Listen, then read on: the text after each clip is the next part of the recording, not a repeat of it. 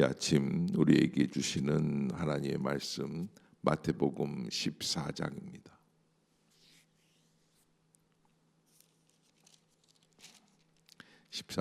한 절씩 교독합시다.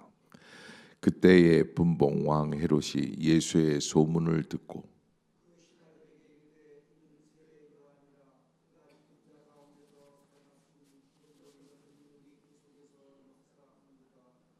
전에 헤롯이 그 동생 빌립의 아내 헤로디아의 일로 요한을 잡아 결박하여 옥에 가두었으니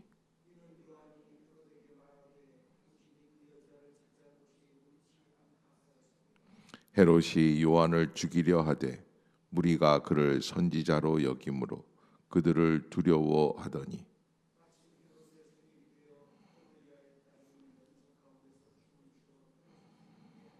헤롯이 맹세로 그에게 무엇이든지 달라는 대로 주겠다고 약속하거늘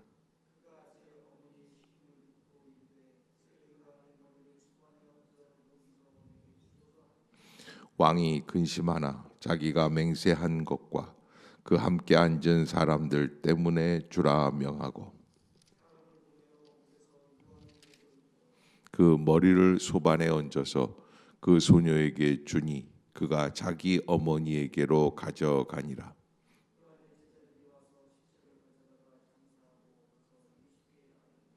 예수께서 들으시고 배를 타고 떠나사 따로 빈들에 가시니 무리가 듣고 여러 고을로부터 걸어서 따라간지라.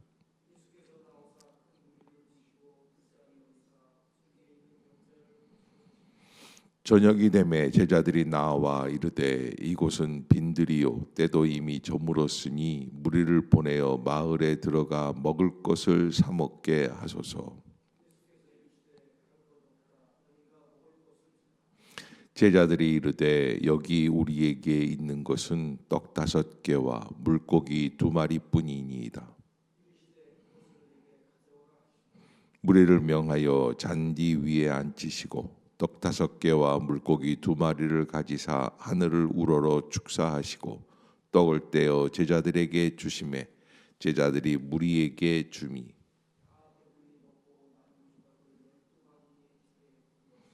먹은 사람은 여자와 어린이 외에 5,000명이나 되었더라.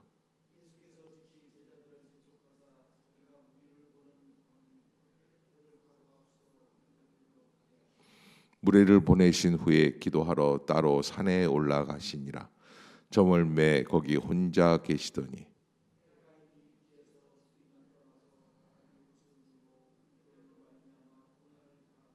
밤 사경에 예수께서 바다 위로 걸어서 제자들에게 오시니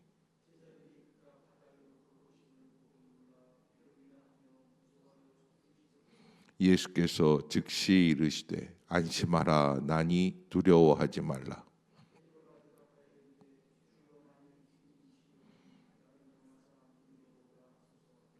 오라 하시니 베드로가 배에서 내려 물 위로 걸어서 예수께로 가되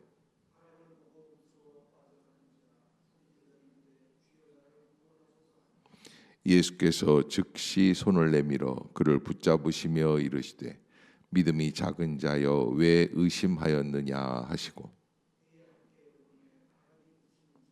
배에 있는 사람들이 예수께 절하며 이르되 진실로 하나님의 아들이로소이다 하더라. 그곳 사람들이 예수이신 줄을 알고 그 근방에 두루 통지하여 모든 병든 자를 예수께 데리고 와서 다만 예수의 옷자락에라도 손을 대게 하시기를 간구하니 손을 대는 자는 다 나음을 얻으니라. 아멘. 할렐루야. 이 아침 죄전을 찾으신 여러분들에게 하나님의 은혜와 평강이 함께 하시기를 축원합니다. 오늘 마태복음 14장에서는 아주 대표적인 사건 2가지가 있는데 하나는 세례 요한의 죽음에 대한 사건이 이렇게 기록이 되어 있고요. 또 한 가지는 오병이어의 기적의 사건이 기록이 되어 있습니다. 또 그 외에도 풍랑을 잠잠케 하시는 사건이라든지 베드로가 예수님처럼 무리를 걸어 그렇게 봤던 그런 사건들도 기록이 되어 있기는 합니다. 자, 오늘 이 사건에서 사실은 한 가지 우리가 생각해 봐야 할 사건 중에 한 가지는 세례 요한의 목을 쳐서 죽이게 하는 헤로드 왕에 대한 이야기입니다. 14장 1절에 보면 그때 분봉왕 헤롯이 예수의 소문을 들었다. 예수님이 이런 사람이다. 이렇게 하는 것을 얘기를 듣고 그가 하는 이야기가 있죠. 이게 2절인데요. 이런 소문을 듣고 그 사람이 무슨 이야기를 했는가? 2절 시작. 그 신하들에게 이르되 이는 세례 요한이라. 그가 죽은 자 가운데서 살아났으니 그러므로 이런 능력이 그 속에서 역사하는도다 하더라. 아멘. 2절을 이렇게 가만 보면은 헤로드 왕이 어떤 생각을 하고 살아가고 있는 사람인가라는 것을 한 번 더 볼 수 있습니다. 그 신하들에게 이르되, 헤로드 왕이 자기 신하들에게 말을 하는 거예요. 이는 세례 요한이라. 이게 이는이라는 건 이는 누구를 얘기하느냐면 예수님을 이야기하죠. 그가 세례 요한이구나. 그가 죽은 자 가운데서 살아났구나. 그러므로 이런 능력이 그 속에서 역사하는구나. 이렇게 이야기를 했다는 것이죠. 여기 오늘 본문에서 가만히 볼 때 우리가 한 가지 알 수 있는 것은 헤롯 왕은 부활을 믿는 사람, 죽은 자 가운데서 살아났다가 아니라 헤롯의 귀신을 믿고 있는 것이 아닌가 이렇게 생각을 하고 예수님께서 많은 병든 자를 고쳐주시고 또 하나님 나라의 복음에 대하여 말씀을 해주시는 그런 모습들을 듣고는 이가 세례 요한이 죽었다가 살아난 거 아닌가. 그러니까 세례 요한의 육신이 아니라 세례 요한의 영이 그에게 들어가 있는 거 아닌가. 귀신의 영을 믿는 것이죠. 그런데 헤롯은 어떤 사람이었는가? 헤롯은 왕이었죠. 그 왕이지만 그런 어떤 전적이 있냐면 3절에 보면 전에 헤롯이 그 동생 빌립의 아내 헤로디아의 일로 요한을 잡아 결박하여 옥에 가두었다라고 했는데 동생의 아내를 빼앗아서 결혼한 사람이 동생의 아내를 빼앗아서 결혼을 했어요. 이거는 우리의 정서로서는 도저히 납득할 수 없는 일인데 당시의 유대 지역에서는 동생의 아내와도 결혼을 하는구나. 근데 이거는 사실은 하나님 앞에서도 그렇고 유대 진정한 전통 속에서는 있을 수 없는 일인데 헤롯이 왕이기 때문에 왕의 명령, 왕의 권한으로 마음대로 행한 것이죠. 그러면서 4절에 세례 요한이 그에게 이 얘기를 하는데 이는 요한이 헤롯에게 말하되 당신이 그 여자를 차지한 것이 옳지 않다. 그러니까 안 맞으니까 세례 요한은 지적을 하는 거예요. 헤롯 왕이요, 당신이 당신의 동생 이 헤로디아를 차지하는 게 맞습니까? 라고 하는 것을 지적을 했다는 거예요. 그러니까 이 전체주의 국가에서 왕이 자기 마음대로 할 수 있는 거죠. 그래서 요한을 죽여요. 어떻게 죽였는가? 헤롯은 요한을 죽이려 하되 무리가 그를 선지자로 여김으로 그들을 두려워하였더니라고 그래요. 5절을 가만히 보면은 그들을 두려워하더니라고 하는 이 단어 속에는 헤롯이 요한을 세례 요한을 두려워한 게 아니라 누구를 두려워하는 거예요? 세례 요한을 선지자로 여기는 군중을 두려워하는 거예요. 군중이 무섭거든요. 권력을 갖고 있는 사람에게 있어서 가장 두려운 존재는 군중입니다. 군중에 폭동이 있습니다. 군중들이 원성을 합니다. 군중이 말을 하기 시작하면 무서운 거예요. 그러니까 내가 잘못 헤롯을 세례 요한을 죽였다가 이 사람들이 또 뭐라고 그러면 안 되는 일인데 정치를 해야 되기 때문에. 그런데 세례 요한을 죽이게 된 그런 상황이 벌어져요. 어떤 사건이냐? 헤롯 생일날 헤로디아의 딸 이게 살로메라고 하는 여인이죠. 연석 가운데 그러니까 잔치 자리에서 춤을 추었어요. 헤롯을 기쁘게 합니다. 이 춤은 아주 음란한 춤이 아니었는가? 그 중동 지방에 왜 다 벗고 나와서 이렇게 배꼽춤 추는 거 있지 않습니까? 예, 그런 춤이라고 이게 우리가 추정을 하게 되는데, 아무튼 자기 딸이 그런 춤을 추는데 헤롯이 너무 기뻐하는 거예요. 그래서 7절에 보면 헤롯이 너무 기쁘니까 이런 말을 합니다. 7절 시작. 헤롯이 맹세로 그에게 무엇이든지 달라는 대로 주겠다고 약속하거늘. 여기 오늘 본문을 이렇게 가만히 보면은 왕인데 왕이 무엇이든지 줄 수 있습니까? 없습니까? 있죠. 왕이 뭐든지 줄 수 있습니다. 그걸 얘기하는 거예요. 야, 이 대단한 왕이다. 무엇이든지. 내가 어떤 사람인 줄 알아? 자기 딸한테 하는 얘기예요. 나 이 나라의 절반도 너에게 줄 수 있어. 그런데요, 그 아이가 깜찍하죠. 엄마한테 가서 얘기를 하는 거예요. 그 어머니의 시킴을 듣고, 엄마, 아빠한테 뭘 달라고 그럴까? 세례 요한의 목을 달라고 해라.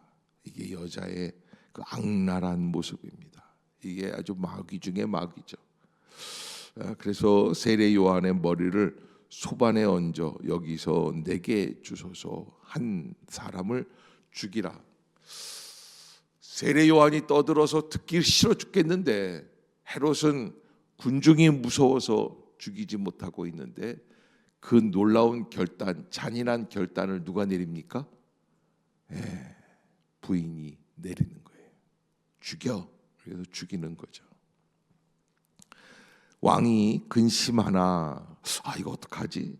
그러나 자리에 앉아 있는 사람들 때문에 주라며 왕의 체면 때문에 주는 거예요. 한 사람의 생명이, 그것도 하나님께서 보내주신 세례 요한, 하나님의 사자, 하나님의 선지자인데 10절에 사람을 보내어 옥에서 요한의 목을 베어 그 머리를 수반에 얹어서 그 소녀에게 주니 그가 자기 어머니에게로 가져가니라. 그렇게 해서 세례 요한의 일생이 끝을 내게 됩니다. 근데 여기서 이렇게 가만 보면은 7절을 보면은 헤롯이 맹세로 그에게 무엇이든지 달라는 대로 어떻게 하겠다고? 주겠다고. 그러니까 8절을 보면 이 아이가 여기서 맨 끝에 세례 요한의 머리를 소반에 얹어 여기서 내게 어떻게 해요? 주소서. 그러니까 9절에 보면 왕이 근심하나 자기가 맹세한 것과 그 함께 앉은 사람들 때문에 주라. 그리고서는 어떻게 해요? 11절에 보면 마침내 그 머리를 소반에 얹어서 그 소녀에게 주니.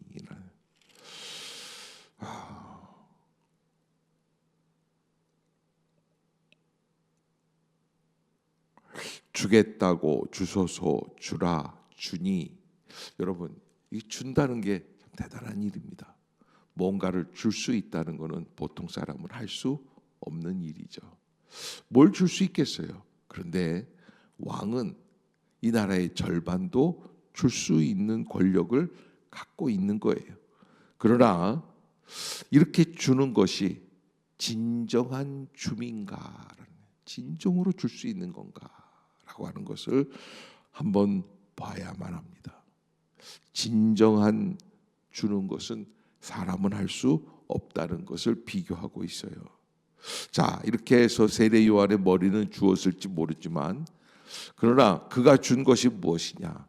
그렇게 헤롯 왕이 그냥 자기의 권력을 마음대로 행사를 하니까 사람들은요 갈 곳을 잃어버려요. 예전에 최백호라는 가수가 내 마음 갈 곳을 잃어라는 노래를 했는데, 여기 갈 곳을 잃어요.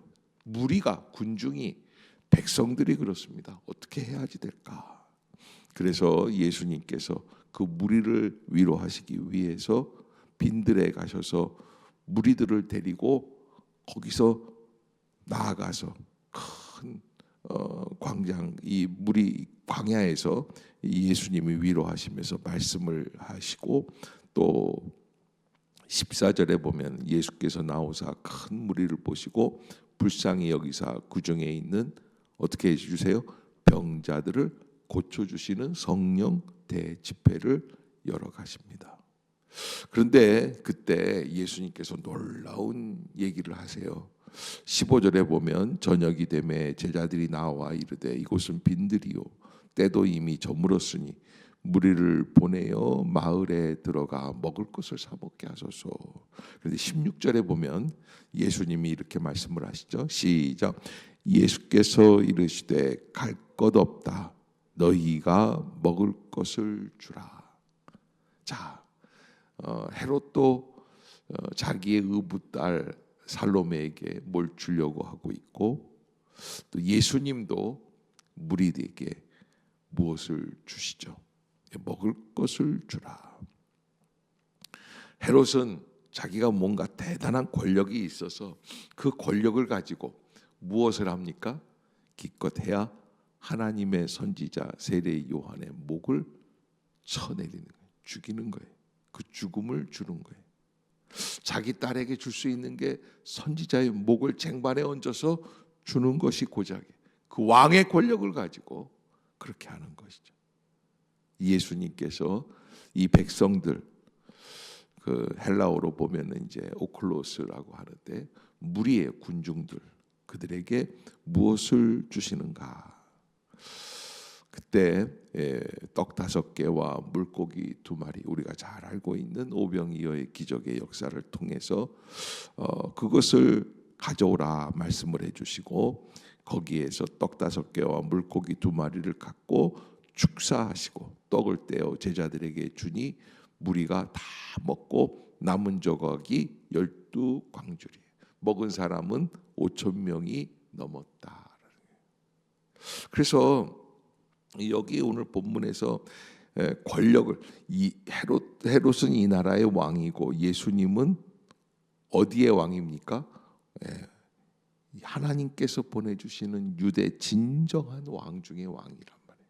그가 무리를, 진정한 왕이 어떻게 해야 됩니까? 배고프고 갈 곳 없고 방황하는 그 백성들에게 먹을 것을 주어야 하는데, 그런데 헤롯은 기껏해야 세례 요한의 목을 주고 있는데 예수님은 굶주린 자들에게 진정한 생명의 양식, 육의 양식, 영의 양식을 주고 계신다라는 것이 아주 우리가 눈치 못 채게 비교해서 기록하고 있어요. 그래서 사실은 세례 요한의 목을 베는 사건과 이 5,000명을 먹인 오병이어의 기적의 사건이 어떻게 돼 있어요? 동시에 같은 장에 나와 있어요. 그래서 무엇을 주고 있는 분인가라고 하는 거예요. 그것을 우리가 한번 깊이 생각해 보고, 또 나는 사람들에게, 자녀들에게, 옆에 있는 이웃들에게, 부부간에 무엇을 주고 있는가라는 것을 한번 생각해 봐야지 되고요. 자, 예수님의 그 기적의 역사, 왕으로서의 모습들은 단순히 오병이어의 기적 사건만이 아니시죠. 여기 보면은 물 위를 걸어서 오시는 사건을 말씀을 해주고 계세요. 22절부터 30절까지. 그런데 그 사건 속에 정말 중요한 거는 베드로도 한번 걸어보고 싶다. 예수님이 야, 이제 버릇없는 놈, 아니 스승이 그러는데 네가 뭘 흉내를 이러질 않으시고 너도 걸어라, 너도 걸어라. 자, 이거 대단하시죠?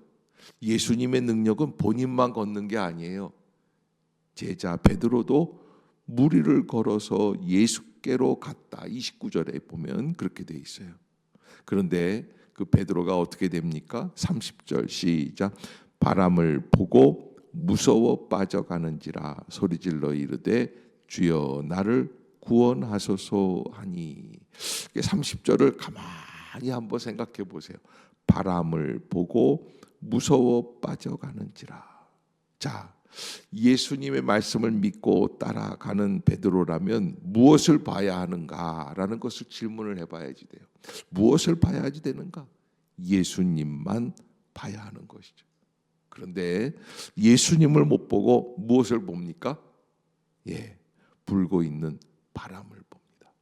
그런데 우리도 마찬가지죠. 바람을 자꾸 봅니다. 왜 봅니까? 죽을까 봐 보는 거예요. 두려움 가운데 보는 거예요. 왜? 주변을 살펴야지 돼요. 어떤 바람이 나를 덮치는가? 어떤 파도가 일어나는가? 여러분, 파도 치는 것을 육지에서 앉아서 바라보고 있으면 그것처럼 멋있는 게 없어요.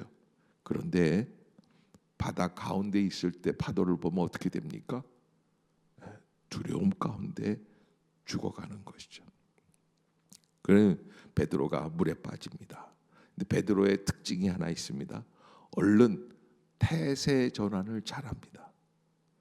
방금 전까지 당당하게 물 위를 걷다가 두려움 속에서 물에 빠지니까 얼른 소리를 지릅니다. 그리고 얘기를 합니다. 주여 나를 구원하소서. 저는 이 30절에서 제일 은혜로운 구절 부분이 있다면 소리 질러. 여러분, 우리는요 아무것도 아닌데 별것도 아닌 걸 가지고 모냥 빠진다고 생각을 하고 내 체면을 생각하고 내 권위를 생각하고 내 자존심을 생각하고 진짜 소리질러 기도해야 하는데 그러지 못하고 있는 것은 아닌가. 베드로는 방금 전까지 제자들 앞에서 뽐내면서 물 위를 걸었습니다. 그러나 금방 물에 빠지니까 얼른 소리를 지르고 뭐라 그럽니까? 주여 나를 구원하소서. 이 위기 속에서 정말로 드러나는 게 있죠. 베드로의 능력이 아니었어요. 오직 뭡니까?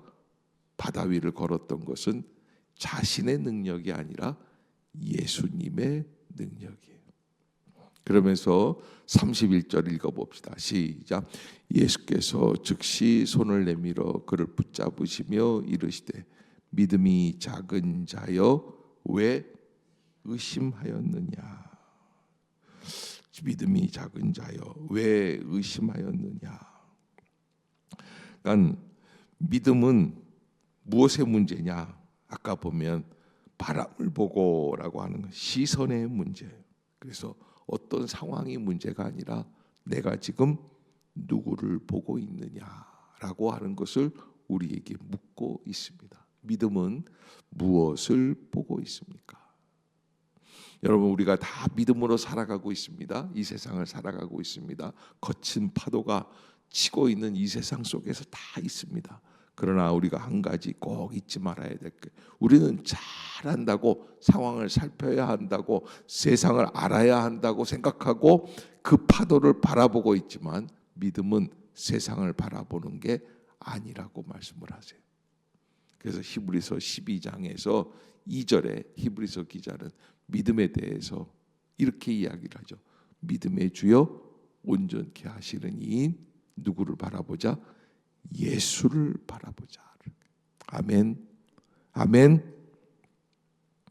여러분, 믿음이 작은 자여 왜 의심하였느냐? 왜 의심하였느냐라는 게 어떻게 표현이 됩니까? 베드로가 바람을 바라보는 게 의심하는 거예요. 세상을 바라보는 게 의심하는 거예요. 걱정을 하는 게 의심하는 거예요. 계산을 하려고 하는 게 의심하는 거예요. 여러분, 이미 베드로는 배 밖으로 나왔어요. 물 위에 떠 있어요. 그런데 계산이 됩니까? 안 됩니까? 그런데 계산하려고 하는 거예요. 여러분, 우리가 신앙생활을 해요. 교회에 나와요. 예수의 이름으로 시작을 합니다. 2026년도도 마찬가지입니다. 계산이 안 되는 자리예요. 그래도 우리는 어떻게 합니까? 끊임없이 계산합니다. 그때 예수님이 빠져들어가는 우리들에게 뭐라고 말씀을 하십니까? 믿음이 작은 자여 왜 의심하느냐. 32절에 배에 함께 오름에 바람이 그치는지라. 누구와 함께? 예수님과 함께. 그래서 33절 시작. 배에 있는 사람들이 예수께 절하며 이르되 진실로 하나님의 아들이로소이다. 배에 있는 제자들이 놀래고 또 놀랍니다. 무엇에 놀랍니까? 풍랑에 놀라는 게 아니에요. 풍랑도 잠잠케 하시는 예수 그리스도의 능력과 권능을 분명히 깨달았어요. 베드로까지도 걷게 하시고 물에 빠져 죽어가는 자들까지도 다시 건지시는 오병이어의 기적으로만 끝나는 게 아니라 그런 능력을 갖고 자연 만물을 다스리시는 예수 그리스도 하나님의 아들이시다. 그래서 그에게 절을 하며 경배하였다라는 것이죠. 그러면서 34절, 35절, 36절에 예수님께서 게네사렛이라고 하는 동네에서 치유의 역사를 나타내는데 그 치유의 절정이 어떻게 되어 있습니까? 사람들을 다 데리고 와서 예수님께 오는데 36절 시작. 다만 예수의 옷자락에라도 손을 대게 하시기를 간구하니 손을 대는 자는 다 나음을 얻으니라. 아멘. 예수님의 옷자락에라도 손을 대게 하시기를 간구하니. 그래서 사람들이 옷자락이라도 붙잡고 싶습니다. 어제 제가 일본 수련회 다 마치고 돌아오는데 인천공항에 사람들이 한가득이에요. 그래서 저는 또 저를 반기려고 이렇게 우리 교인들이 나왔나 그랬더니 우리 교인들 얼굴은 아닌데 청소년 애들이 그렇게 많은데 여자애들이에요. 근데 여자애들이요 한국 애들이 아니에요. 각국의 세계 나라 애들이 다 와 있더라고요. 그래서 근데 또 내가 물어봤어요. 왜 왔니? 그러니까 세븐틴이요 그러더라고요. 그래서 세븐틴이 뭐냐? 아니 세븐틴 17 아니에요. 무슨 얘기냐? 그러니까 민규 이러더라고요. 그 외국 애가. 그래서 뭐냐? 그러니까 가수 이름 같아요. 걔가 들어오는 거예요. 야, 참. 아니 내가 봤을 때 좋게 한 300~400명은 되는 것 같아요. 아니 걔네들이 뭐하러 거기 와가지고 그러고 있는지를 도대체 이해가 안 가는데 그냥 거기에서 그냥 거기 와가지고서는 그냥 아침부터 기다린 것 같아요. 그냥 그거 하나 들고서는 그냥 민규 파이팅 하고서는 그거 들고 있는 거예요. 야, 참 대단한. 난 그래서 오늘 이 14장이 기억이 나요. 야, 우리는 뭘 기다리고 있나? 어떤 은혜를 받으려고 하고 있는가? 어떤 마음을 갖고 있는가? 어제도 날씨가 공항에 왔더니 여기 쌀쌀하죠. 날씨가 한 낮인데도 영하 한 5도 정도 됐었습니다. 그 쌀쌀한 날씨 가운데 애들은 추위가 안 한 곳 아니야. 그건 상관이 없습니다. 그냥 오로지 민규가 뭔지 그 민규를 기다리고 있는 겁니다. 네, 여기 아마 36절에 그 무리들 예수님의 옷자락에라도 손을 대기를 원하는 무리들, 예수님만을 바라보고 예수님만을 간절히 소망하는, 적어도 우리의 간절함이 인천공항에 나와 있던 여자애들보다는 어때요? 더 나아야 되지 않을까. 오늘 날씨가 쌀쌀해서 또 응암동 차량 운행이 안 돼서 아마 많이들 못 오셨어요. 그런데 우리가 그 생각이 듭니다. 야, 이렇게 안 왔는데 내가 왔다. 그러지 마시고 우리가 어떤 간절함으로 나는 주님 앞에 나와왔을까? 옷자락이라도 잡기를 원합니다. 주님 그 옷에라도 손을 대게 하여 주옵소서. 믿음으로 그러는 거죠. 예, 그때 손을 대는 자는 다 나음을 얻었다. 손을 대는 자는 다 나음을 얻었다. 저는 그 케이팝 그래서 깜짝 놀랐어요. 아니 너 어디서 왔어? 말레이시아, 인도, 다 온 애들이 걔네들이 왜 바다를 건너서 몇 시간씩 비행기 타고 왜 오는가? 그거 한번 보려고 오는 거예요. 미쳐도 단단히 미친 거예요. 그런데 우리는 올해 어디에 집중해야 될까요? 예수 그리스도에게. 우리 새벽에 모여 있는 이유는 바로 거기에 있어요. 세상적인 생각, 계산, 세상적인 방법이 아니라 이 풍랑을 이길 수 있는 방법은 오직 예수 그리스도밖에는 없으시다. 그리고서는 주님 앞으로 나아가는 겁니다. 주의 옷자락에라도 손을 대기를 간구합니다. 그때 은혜가 우리 안에 임하게 될 것을 믿습니다. 그러한 은혜로 이 한 해를 감당해 나갈 수 있는 새벽 성도들이 되시기를 주의 이름으로 축복합니다. 기도합시다.